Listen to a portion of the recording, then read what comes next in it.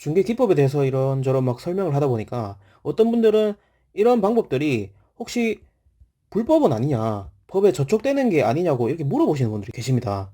이렇게 하는 게 정석이냐, 이렇게 해도 안전하냐, 뭐 이런 질문을 많이 하시는데, 특히 초보 공인중개사분들이나 원래 법 없이 잘 살아왔던 그런 분들, 지극히 상식선에서 살아왔던 분들이 이러한 부분에 대해서 민감해 하시고, 그리고 저도 마찬가지로 초보 시절에 제가 입만 열면 맨날 했던 소리거든요. 준법 정신 어쩌고 저쩌고, 정석이 어쩌고 저쩌고, 이런 거는 사회적인 잣대입니다. 사회적 잣대.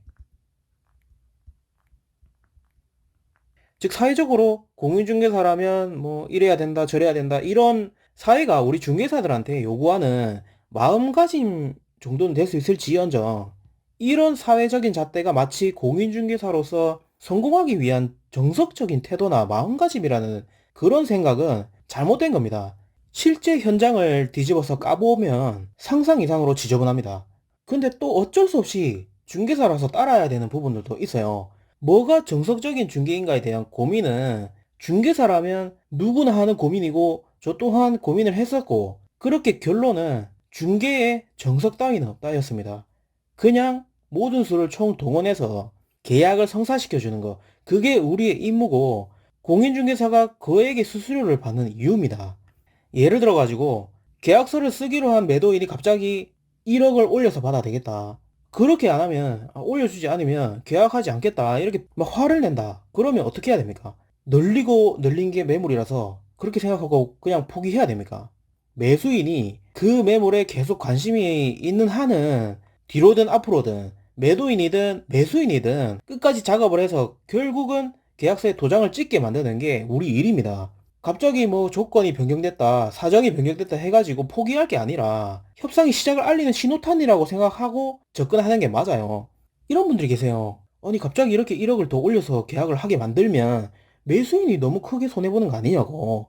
나는 중개인이지만 당신처럼 그렇게 비양심적인 중개는 안 합니다, 이러면서 마치 협상에 적극적으로 뛰어드는 중개인들을 사기꾼 집단인 것처럼 몰고 가는 사람들이 있어요. 제가 답답한 거는 손님이나 중개에 대한 개념이 없으니까 이해가 가거든요. 근데 중개하는 사람들이 이런 잘못된 인식을 갖고 일을 하고 있다는 점입니다. 이런 사람이 생각보다 많아요. 매수인이 이거 어쩔 수 없으니까 물건은 마음에 드니까 계약할게요, 이렇게 말을 하는데도 오히려 중개인이 나서가지고 1억 올리는 거는 너무 비쌉니다, 양심상 저는 그렇게 못하겠습니다. 아무런 대책도 없이 계약을 깨버리는 사람이 너무 많습니다. 미생 입장에서는 중개인이 어떻게든 절충안을 찾아주기를 바라거든요.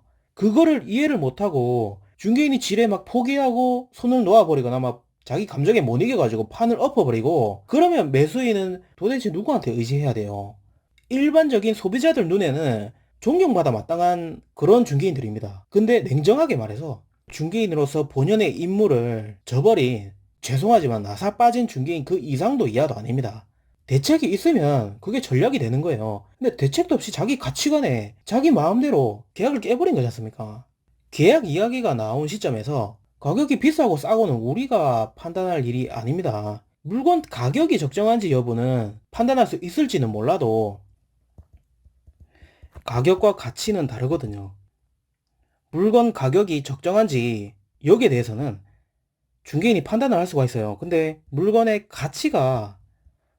가치는 그걸 매수하는 사람의 판단에 달린 일입니다. 매수인이 물건이 마음에 든다는데 누가 가격적으로 뭐 손해를 보고 이득을 받는지 이런 거는 우리 중개인은 따질 필요가 없어요.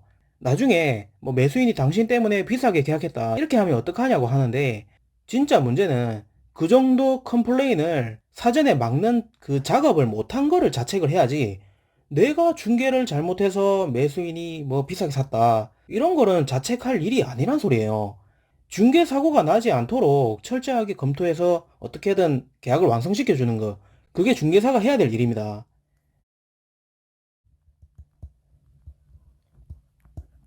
아시겠습니까?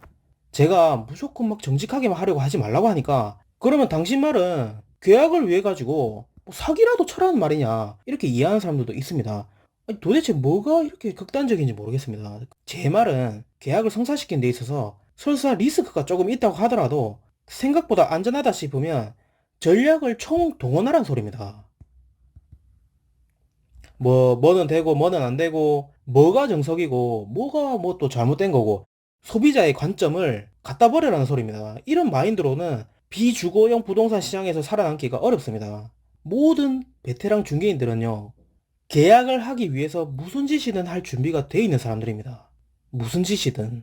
물론 칼같이 하는 분들도 계세요. 제 말은 설사 그게 편법이나 불법이라고 해도 계약을 위해서 그 선을 넘을지 말지, 또 성공 가능성은 얼마나 될지 그때그때 스스로 판단하고 그 결과에 책임을 질 마음가짐을 갖고 있어야 된다 소리입니다. 그렇지 않으면 내가 쓸 수 있는 전략이 거의 없습니다. 현실과 동떨어진 그런 중개만 할 겁니까? 분명한 거는 누군가는 수십 년 동안 이 선을 넘나들면서 계약을 독점하고 있다는 겁니다. 남들은 신뢰를 쫓는데 혼자서 자기 고집, 자기 인생 가치관에 빠져가지고 시장에서 혼자 허우적대고 있으면 어떡합니까? 사람마다 살아온 인생의 경로가 다른 만큼 사람마다 가치관도 다 다르거든요. 자기 인생 가치관을 직업에, 직업에 접목을 하려는 분들이 계세요. 그러고는 나는 이렇게 정직하게 하고 있는데 당신은 왜 이렇게 안 하냐고. 이 시장이 잘못됐다. 기존 사람들이 잘못됐다. 이렇게 자기가 살아온 잣대를 일반화시키려고 하는 게 상식적으로 맞진 않거든요, 이게. 어떤 분들은 이럴 수도 있어요. 야, 니는 이렇게 하지 마라. 저렇게 하지 마라. 이렇게 안 하냐. 저는 지금 중개업에 대해서 이야기를 하고 있는 거예요. 중개업은 이런 직업이다. 이렇게 이야기를 하고 있는 거지. 제 인생 가치관을 말하고 있는 게 아닙니다. 사회적 잣대를 들이대서 이런 이상향을 추구할 필요는 없다는 소리예요. 중개 시장에는요, 중개업만의 룰이 있어요. 주변에 세상 이렇게 이기적인 사람이 없다. 이런 사람이 있다고 쳐볼게요. 이 사람의 인생 가치관은 자기가 무조건 1순위인 사람입니다. 이 사람은 다른 사람한테 뭐 양보해 준 적도 없고, 뭘 베풀어 본 적도 없고, 내가 받은 거를 고마워한 적도 없고, 이런 사람이라고 쳐볼게요. 근데 이 사람이 공부 하나는 또 기가 막히게 타고나가지고, 직업이 공교롭게도 외과 의사라고 쳐볼게요. 아니, 세상 이기적이게 살아야지 성공할 수 있다고 믿는 사람인데, 직업이 의사다 보니까 사람을 살리는 일을 하고 치료하는 일을 하고 있어요. 의사는 사람을 치료하는 일이니까 자기 업이니까 사람을 살리고 치료하는 거지. 뭐 갑자기 내 기분이 안 좋아졌다고 내 기분이 1순위다 이러면서 응급환자 앞에 두고 집에 가버리면 난리 나지 않습니까?